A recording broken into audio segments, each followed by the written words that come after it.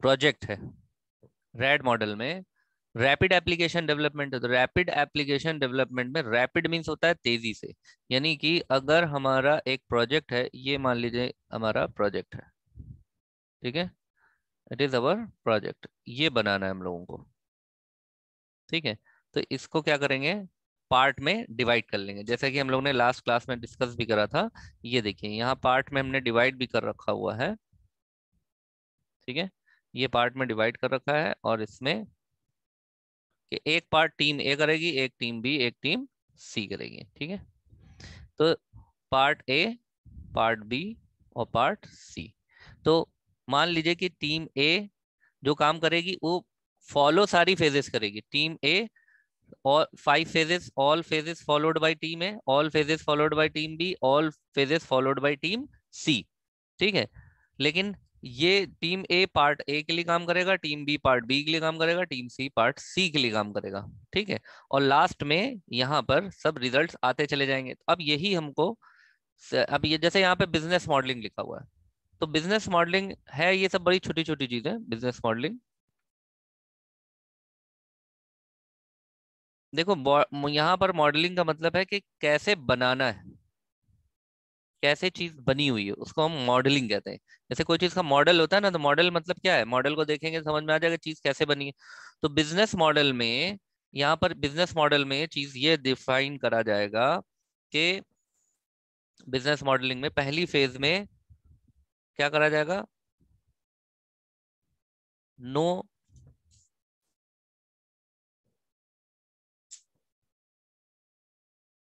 Know the business. सबसे पहले तो बिजनेस समझना पड़ेगा। जैसे कोई बनवाने के लिए आता है, कोई क्लाइंट आता है सॉफ्टवेयर के लिए, और उसको आप रेड मॉडल से बनाना चाह रहे हैं, तो सबसे पहला काम कि बिजनेस को समझिए, अंडरस्टैंड द बिजनेस, कि बिजनेस कैसे काम कर रहा है, हाउ बिजनेस वर्क, ठीक है, बिजनेस किस तरह से काम कर रहा है, ठीक है, ये बिजनेस मॉडलिंग में होगा। और डेटा मॉडलिंग क्या कहता है, data modelling,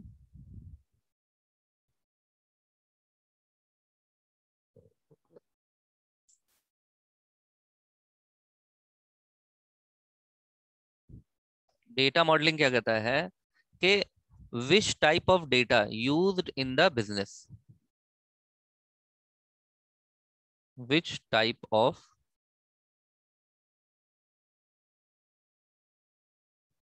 which type of data, which type of data का मतलब क्या है,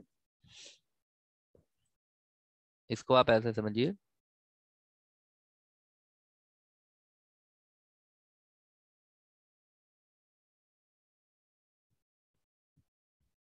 हम लोग डेटा मॉडलिंग बता रहे हैं, डिस्कस कर रहे हैं।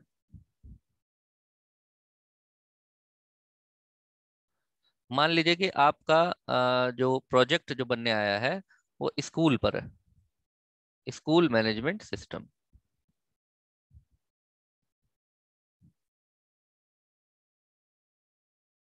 स्कूल मैनेजमेंट सिस्टम, यानी जो क्लाइंट है वो किसी स्कूल से आया है, अपने स्कूल का सॉफ्टवेयर बना, स्कूल का, कॉलेज का, यूनिवर्सिटी का, मेडिकल कॉलेज का, मैनेजमेंट कॉलेज का, किसी का भी हो सकता है।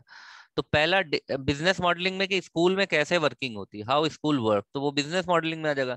डेटा मॉडलिंग में कि इसमें किस तरह के डेटा यूज होते हैं, डेटा यूज्ड इन सिस्टम, और ये डेटा क्या होंगे, जैसे ये डेटा होंगे स्टूडेंट्स डिटेल,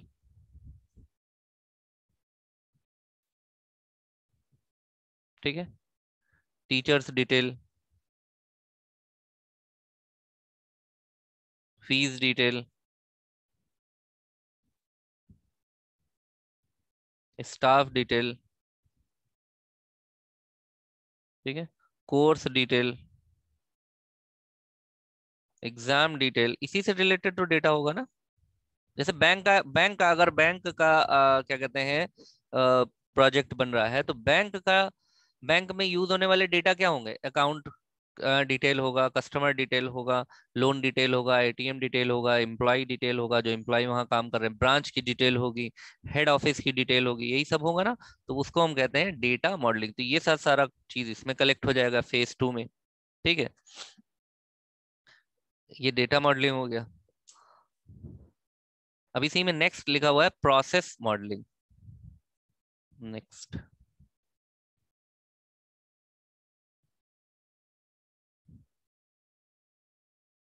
हेडिंग डाल लो प्रोसेस मॉडलिंग।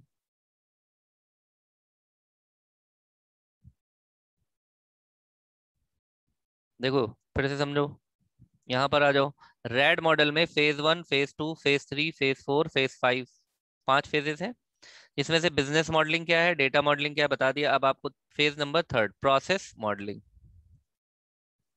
प्रोसेस मॉडलिंग में क्या है कि जैसे मान लीजिए कि हमने कहा स्कूल का सॉफ्टवेयर आप बना रहे हैं, ठीक। तो स्कूल में मान लेते हैं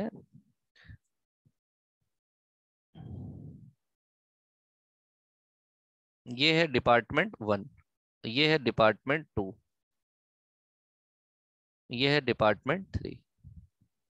ठीक है, अब इस डिपार्टमेंट 1 से डिपार्टमेंट 2, डिपार्टमेंट 2 से डिपार्टमेंट 3, 4, 5 ऐसे करके क्या चीज पास होगा, डेटा। डेटा तो पास होगा ही। तो यहाँ पर क्या प्रोसेस, कोई प्रोसेस होगी, यहाँ पर कुछ प्रोसेस होगी, और उस प्रोसेस का जो भी आउटपुट, देखो हर प्रोसेस के लिए हमें इनपुट देना है और हमें क्या मिलेगा, आउटपुट। वही output, the output become output of department 1 become the input of department 2। इस चीज को समझो, किसी भी प्रोसेस, कोई भी प्रोसेस होगी, उसके लिए इनपुट देंगे और प्रोसेस होने के बाद जब कंप्लीट हो जाएगी तो हमें क्या मिल जाएगा, आउटपुट मिल जाएगा। ये आउटपुट दूसरे डिपार्टमेंट का इनपुट बन जाएगा। जैसे फॉर एग्जाम्पल आपने एडमिशन फॉर्म भर के दे दिया, तो एडमिशन फॉर्म जैसे ही आप भर के डिपार्टमेंट में देंगे, वो एडमिशन फॉर्म रिसीव करेगा। फिर उसके बाद वो फॉर्म लेकर के आपके रजिस्ट्रेशन डिपार्टमेंट को दे देगा, भाई इसने एडमिशन फॉर्म भर दिया, इसका रजिस्ट्रेशन कर दो। तो एडमिशन फॉर्म वाले ने उसको अप्रूव कर दिया, तो उसका आउटपुट हुआ एडमिशन इंफॉर्मेशन। और रजिस्ट्रेशन डिपार्टमेंट में जब आपका क्या कहते हैं यही आउटपुट जाएगा, तो आपका एडमिशन फॉर्म रजिस्ट्रेशन डिपार्टमेंट के लिए क्या बन जाएगा, इनपुट बन जाएगा। ठीक है, ये इनपुट बन गया यहाँ पर। क्लियर है? उसी तरह से ये प्रोसेस, फिर ये प्रोसेस, फिर ये प्रोसेस। ठीक। तो एक प्रोसेस से दूसरे प्रोसेस में किस तरह से प्रोसेसेस वर्क कर रही हैं, हाउ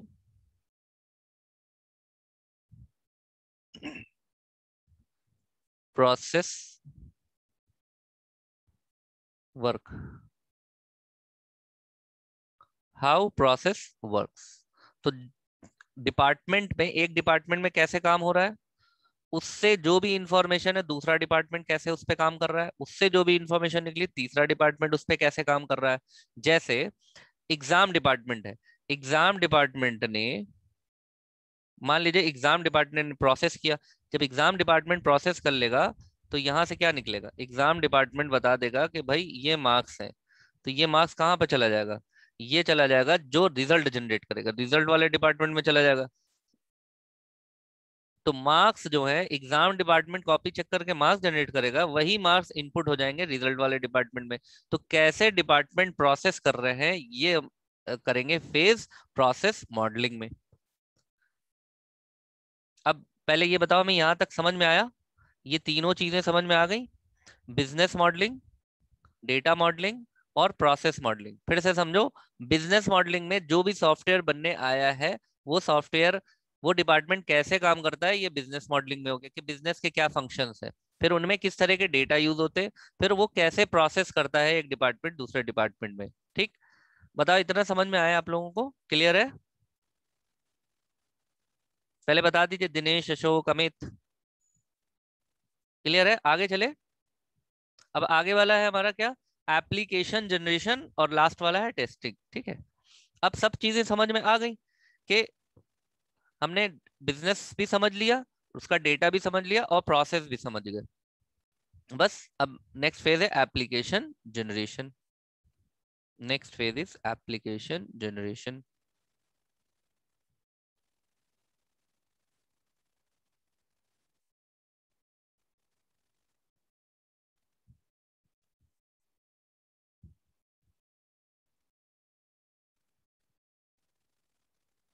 यहाँ पर एक्चुअली क्या होगा एप्लीकेशन जनरेशन में, ये वाले इस फिगर को रिफर करते रहना मुझे, phase 1, phase 2, phase 3, phase 4, phase 5। अब हम लोग फेज 4 पर आ गए हैं, ठीक है, एप्लीकेशन जनरेशन।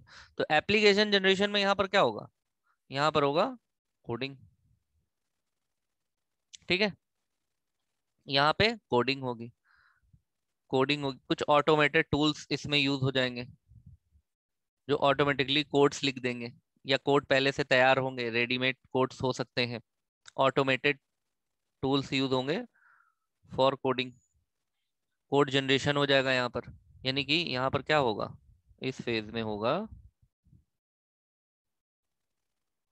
प्रोग्राम राइटिंग का काम, प्रोग्राम का राइटिंग काम होगा। और जब प्रोग्राम बहुत सारे बन जाएंगे, प्रोग्राम 1, प्रोग्राम 2, प्रोग्राम 3 और प्रोग्राम n, जब n प्रोग्राम्स बन जाएंगे तो ये प्रोग्राम्स को आपस में लिंक करा जाएगा, क्योंकि collection of program is software, फिर इनकी लिंकिंग होगी।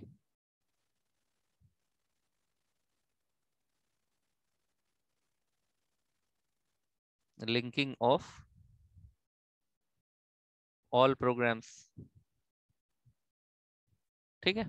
अब अकॉर्डिंग टू नीड, ये जो प्रोग्राम है या जो हमने एप्लीकेशन बनाया है, यहाँ पर अब हमारा ये सॉफ्टवेयर बन गया, ये सॉफ्टवेयर बन गया, ठीक है।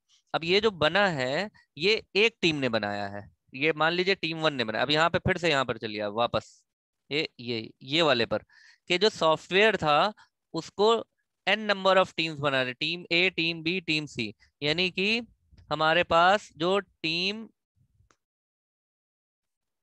ए है उसने सारी फेजेस फॉलो करी, P1, P2, P3, P4 और P5। इसी तरह से टीम बी ने करी, इसी तरह से टीम सी ने करा, ठीक है। तो जब ये टीम ए अपना काम कर लेगा तो यहाँ पर जो सॉफ्टवेयर होगा वो क्या होगा, वो होगा पार्ट ऑफ बिग सॉफ्टवेयर, बड़े सॉफ्टवेयर का ही तो छोटा पार्ट है। और फिर उसके बाद यहाँ से ये जब सब फेजेस करेगा तो यहाँ पर भी एक पार्ट बन जाएगा, पार्ट 2। फिर ये करेगा तो यहाँ पर बन जाएगा पार्ट 3,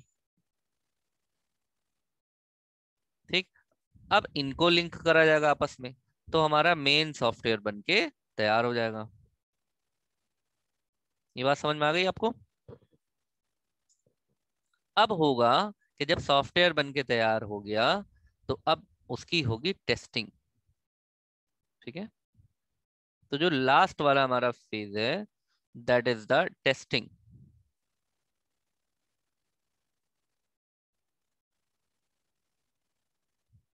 अब देखो टेस्टिंग में क्या होगा कि टीम ए ने कंप्लीट किया है पार्ट 1, या पार्ट 1 कर देते हैं, ठीक है, और टीम बी ने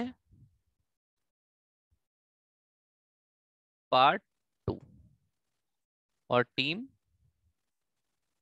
सी ने पार्ट 3, ठीक है। अब इसको टेस्ट करा जाएगा, इसको भी टेस्ट करा जाएगा और इसको भी टेस्ट करा जाएगा, ठीक है। अगर कोई प्रॉब्लम होती है तो फिर से उस पर काम होगा, नहीं प्रॉब्लम है तो पास हो गया सिस्टम। तो this is all about testing phase, ठीक है। Data modelling, business modelling, Rohit Rohit पूछ रहे हैं कि डेटा मॉडलिंग, वो बिजनेस मॉडलिंग, और अशोक पूछ रहे हैं डेटा मॉडलिंग, फिर से बता दीजिए। देखो बहुत अच्छी चीज है ये कि अगर आप एक सॉफ्टवेयर बना रहे हैं, समझो क्या होता है ये, प्रोजेक्ट। यहां तक समझ गए? टेस्टिंग तो क्लियर हो गया ना? Testing is clear? आप लोगों को टेस्टिंग क्लियर हो गया ना?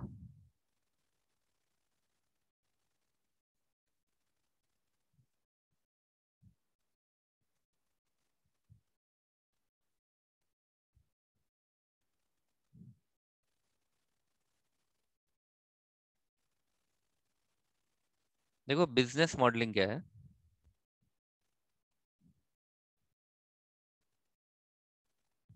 मान लीजिए कि क्लाइंट ने कहा कि हमको सॉफ्टवेयर बनवाना है, हमारी इंश्योरेंस कंपनी है, कोई भी ले लेते हैं, LIC ले लेते हैं, हमारी इंश्योरेंस कंपनी LIC, हमको इसके लिए सॉफ्टवेयर बनवाना है। ठीक है, तो ये क्लाइंट, ये किससे कह रहा है? क्लाइंट कह रहा है डेवलपर से। ठीक, तो बिजनेस मॉडलिंग ये कहती है कि व्हाट इज बिजनेस, कि बिजनेस क्या है। तो क्या है बिजनेस यहाँ पर? बिजनेस है इंश्योरेंस करने का। तो एक चीज समझ में आ गई कि क्या है बिजनेस। फिर हाउ इट वर्क्स, ये कैसे काम करता है। भाई जिस चीज को आप समझ ही नहीं पाए उसको बनाएंगे कैसे? तो पहले समझना जरूरी है वर्क कैसे करता है। इंश्योरेंस कंपनी में डेवलपर को ये समझना पड़ेगा, ये सब डेवलपर करेगा। क्या करेगा बिजनेस मॉडलिंग में? कि बिजनेस क्या है, हाउ इट वर्क्स, ये कैसे काम करता है, यानी कि इसमें किस तरह काम करता है। तो वो ये बताएगा क्लाइंट के। इसमें जो है कोई भी कस्टमर होता है उसको हम लोग पॉलिसीज बताते हैं, फिर उसको इंश्योर्ड करते हैं। इंश्योरेंस 1 साल का भी होता है, 2 साल का भी होता है, 5 साल, 10 साल, 20 साल, 30 साल के इंश्योरेंस होते हैं। फिर आपके घर का इंश्योरेंस, गाड़ी का इंश्योरेंस, पर्सन का इंश्योरेंस, ह्यूमन का इंश्योरेंस, अलग अलग टाइप के इंश्योरेंस होते हैं। ये वर्किंग किसकी?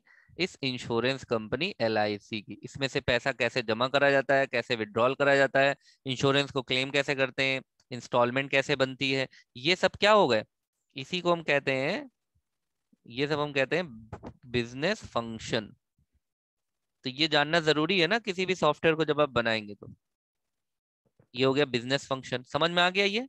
बिजनेस फंक्शन क्लियर है?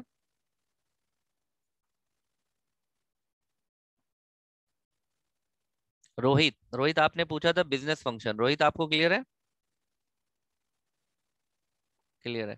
और अशोक ने पूछा था डेटा मॉडलिंग। डेटा मॉडलिंग क्या होता है?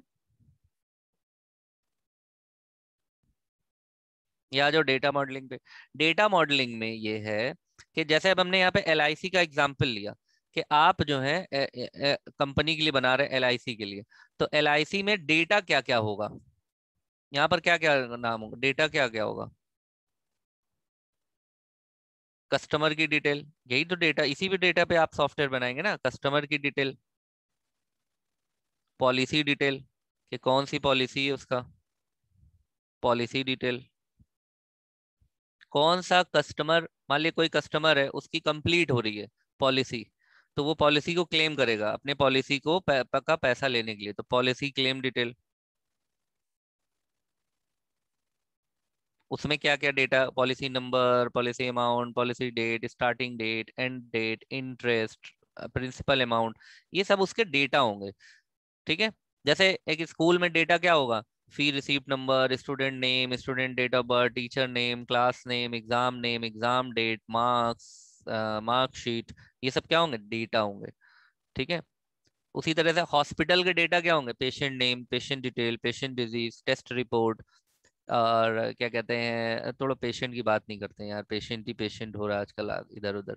मान लो मल्टीप्लेक्स की बात करते हैं, मूवी की बात करते हैं, मूवी में आपने मूवी का नाम, ऑडी का, Audi, Audi 1, Audi 2, Audi 3, Audi 4, theatre का क्या नाम है, शो को कितने बजे से कितने बजे तक चलेगा, ये सब सारा हो गया हमारा डेटा मॉडलिंग में आ जाएगा। कि डेटा कलेक्ट करना, कि जैसे एक मोबाइल सर्विस शॉप का बना रहे हैं, तो मोबाइल सर्विस शॉप का बना रहे हैं, तो मोबाइल उसके पास आया, तो डेटा क्या जाएगा फुट सॉफ्टवेयर में, कि कौन सा मोबाइल है, मोबाइल का मॉडल क्या है, मोबाइल का मेक क्या है, मोबाइल का प्राइस क्या है, मोबाइल में कैमरा कौन सा है, फ्रंट कौन सा है, बैक कौन सा है, प्रोसेसर कितना है, इंटरनल कितना है, रैम कितना है, यही सब ना जाएगा। तो इसको हम कहते हैं डेटा मॉडलिंग।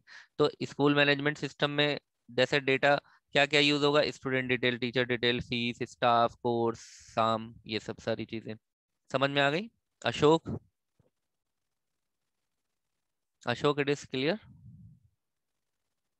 क्लियर। अच्छा, अब यहाँ तक किसी को कोई कंफ्यूजन है? तो ये हमारा मॉडल खत्म हो गया, ठीक है, मॉडल इज ओवर। अब हम लोग आते हैं रिक्वायरमेंट एनालिसिस पर, ठीक है ना, रिक्वायरमेंट एनालिसिस पर हमारा नेक्स्ट टॉपिक है requirement analysis.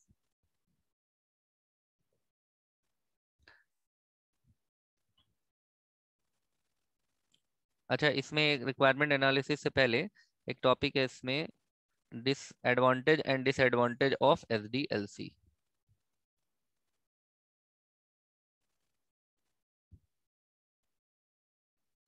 Advantage and disadvantage.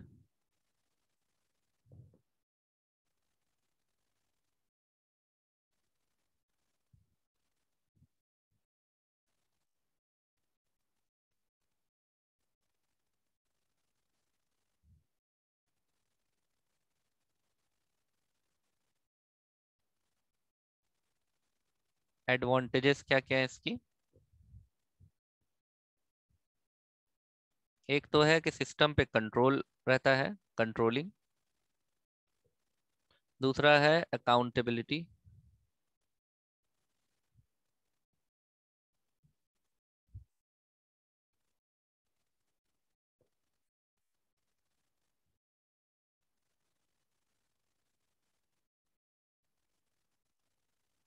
तीसरा है error detection.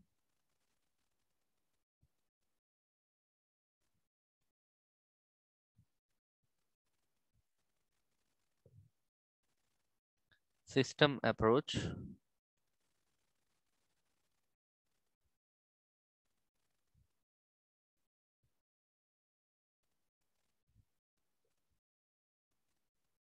Formal documents procedure, या यहाँ पर हम लिख देते हैं documentation.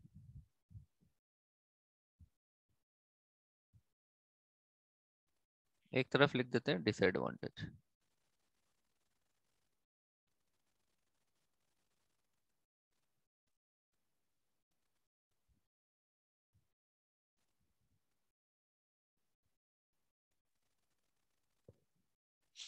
Inflexible.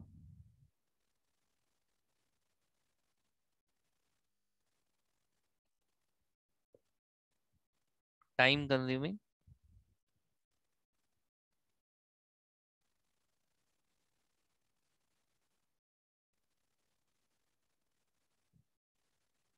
Lack of changes.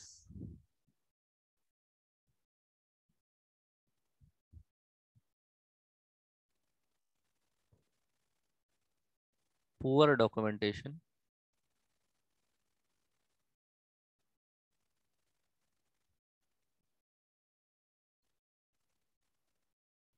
Poor documentation. Problems in implementation of, problems in implementation,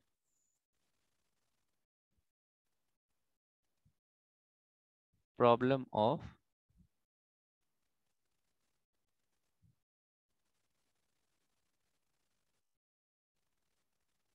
implementation. ये जो है SDLC software development life cycle के एडवांटेज और डिसएडवांटेजेस हैं, ठीक है, इनको आप लिख लीजिए। फिर हम स्टार्ट करते हैं requirement analysis.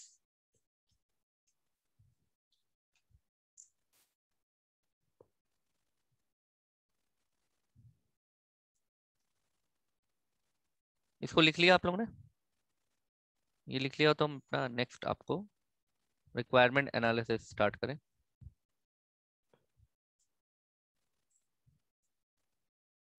It is noted.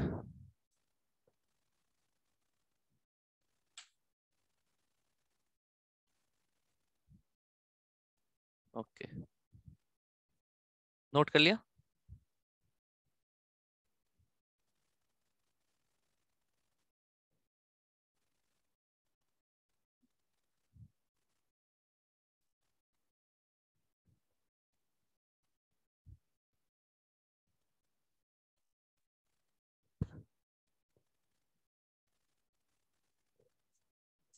अब आप हेडिंग डालिए रिक्वायरमेंट एनालिसिस।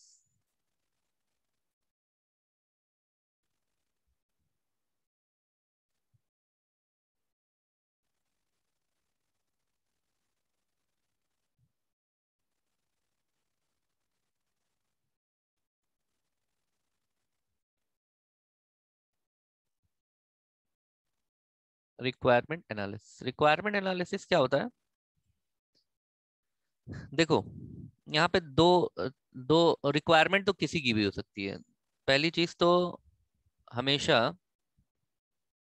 सॉफ्टवेयर डेवलपमेंट में दो एंटिटी हमेशा इन्वॉल्व होगी, एक डेवलपर साइड और एक कस्टमर साइड, कस्टमर या क्लाइंट साइड। और क्लाइंट साइड, ठीक है। ये दो एंटिटी हमेशा इन्वॉल्व रहेंगे और ये सॉफ्टवेयर बनाएगा, ये सॉफ्टवेयर बनवाएगा, तो इसको भी किसी ना किसी चीज की रिक्वायरमेंट होगी और इसको भी किसी ना किसी चीज की रिक्वायरमेंट होगी। इसको रिक्वायरमेंट है सॉफ्टवेयर बनवाने की और इसको रिक्वायरमेंट है कि सॉफ्टवेयर को बनाने के लिए हमें क्या क्या करना है, क्या क्या आवश्यकता है सॉफ्टवेयर बनाने के लिए। इसकी जो रिक्वायरमेंट है वो किसके लिए होगा? फॉर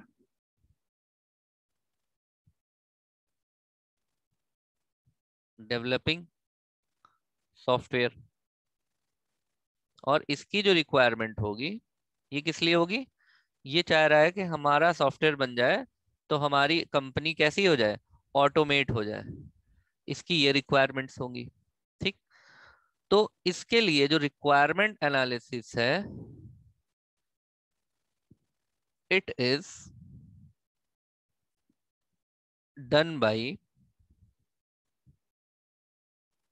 सॉफ्टवेयर डेवलपर, ठीक है। सॉफ्टवेयर डेवलपर इसको, अच्छा, रिक्वायरमेंट चूंकि एनालिसिस है तो ये कैसी स्टडी होगी? Detail study of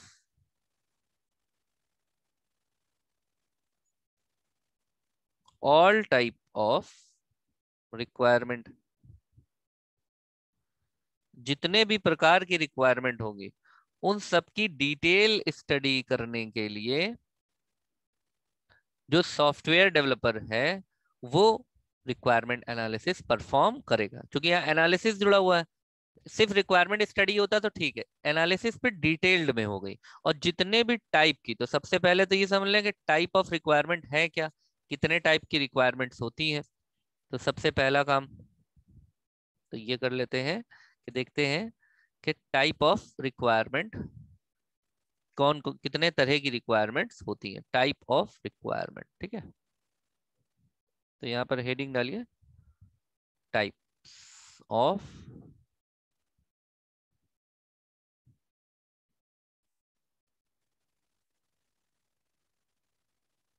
of requirement, ठीक है। एक यहाँ पर हम लोग चार्ट बना लेंगे, यहाँ लिख लेंगे रिक्वायरमेंट।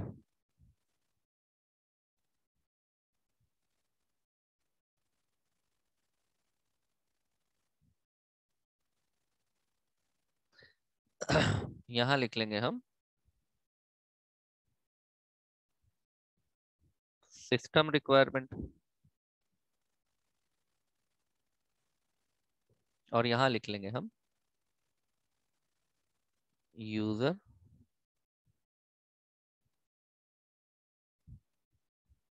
रिक्वायरमेंट, ठीक है। अब जो सिस्टम रिक्वायरमेंट है इसमें तीन तरह की रिक्वायरमेंट्स होती हैं, एक, दो और तीन। Functional requirement, non functional requirement, ये एग्जाम में पूछता है। अच्छा,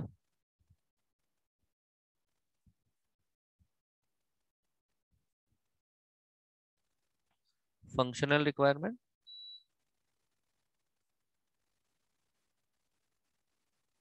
नॉन फंक्शनल रिक्वायरमेंट,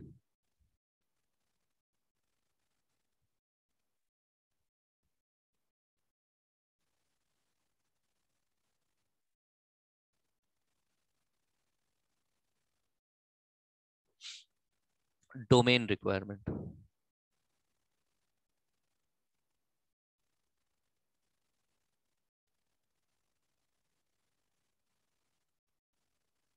ठीक है, ये हो गई हमारी दो तरह की रिक्वायरमेंट। यानी कि requirement is broadly classified into two categories: system requirement and user requirement. And system requirement is further categorized into three categories: functional requirement, non functional requirement और domain requirement। ठीक है, अब ये क्या होता है इसकी डिटेल हम लोग नेक्स्ट क्लास में देखेंगे। ठीक है, इसमें मेन तीन यही इंपॉर्टेंट है, ये इंपॉर्टेंट है। सिस्टम रिक्वायरमेंट्स में कि सॉफ्टवेयर को बनाने के लिए या सॉफ्टवेयर को समझने के लिए हमें जिस भी चीज, जैसे मान लीजिए बैंक का सॉफ्टवेयर बना रहे हैं, तो बैंक के सॉफ्टवेयर के लिए आप कौन सा सॉफ्टवेयर यूज करेंगे, आपकी टीम कौन सा ऑपरेटिंग सिस्टम यूज करेगी, कौन सी प्रोग्रामिंग लैंग्वेज यूज करेगी। या इसमें यह भी हो सकता है कि बैंक कैसे काम कर रहा है, बैंक की फंक्शनिंग क्या है, बैंक की चीजें क्या है, बैंक में कितने तरह के वर्क होते हैं। अब बैंक में खाली पैसा ही नहीं जमा होता है, बैंक में पैसा जमा भी होता है, निकाला भी जाता है, अकाउंट ओपन भी होता है, क्लोज भी किया जाता है। बैंक्स में एटीएम भी इशू किया जाता है, क्रेडिट कार्ड भी इशू किया जाता है, डेबिट कार्ड भी इशू किया जाता है। बैंक में आपका लोन भी दिया जाता है। बैंक में लोन प्रॉपर्टी का भी होता है, पर्सनल लोन भी होता है, एजुकेशनल लोन भी होता है, कॉमर्शियल लोन भी होता है, प्रोजेक्ट के लिए लोन होता है, और आपका क्या कहते हैं, सब्सिडी सब्सिडी वाले लोन भी होते हैं, विदाउट सब्सिडी लोन भी होते हैं, बहुत तरह के लोन्स होते हैं। तो ये किस डोमेन में काम कर रहे हैं, ये सारी चीजें इसमें रिक्वायरमेंट में हम लोग समझेंगे अपने नेक्स्ट क्लास में। यहां तक किसी को कोई confusion, any confusion, any question, बताओ। अनुज, अशोक, दिनेश, जय, और कौन है, जय, निखिल, प्रतीक, रोहित, शुभम, विकास, V2040। V2040 कौन है भाई, ये V2040 कौन है?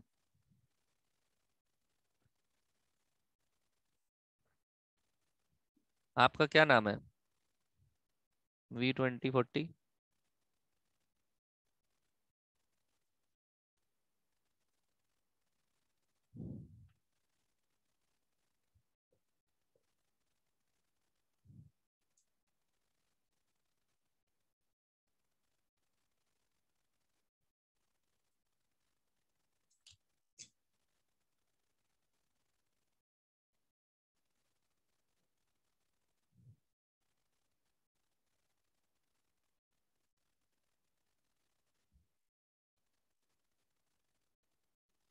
तो क्लियर है फिर, बाकी हम लोग नेक्स्ट क्लास में मिलते हैं, ठीक है।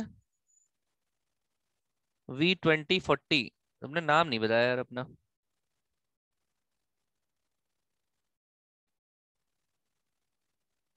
चलो खैर, फिर नेक्स्ट क्लास में मिलते हैं, दैट्स इट, थैंक यू।